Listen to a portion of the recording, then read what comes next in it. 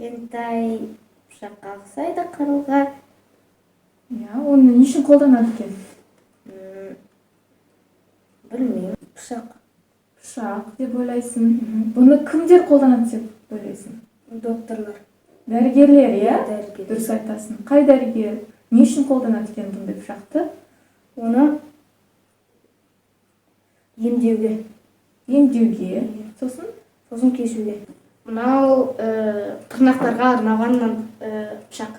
Тырнаққа арналған пышақ деп ойлайсың, иә? Иә. Жоқ, бұл тырнаққа арналмаған. Дәрігерлерге керекті Дұрыс. пинцет. Пинцет? Пинцетке ұқсай ма бұл? Дұрыс айттың, бірақ дәрігерлердің инструменті, құралы, бірақ оны басқаша мақсатта қолданады. Қандай деп ойлайсың? Мынау медицинага операция істегенде мынау пышакты колдонады. Иә, дұрыс айтасың, иә? Бұл хирургтардың осындай пышағы скальпель деп аталады. Пышак бул. Иә, пышақ бұл. Бірақ бұл пышақты кімдер қолданады?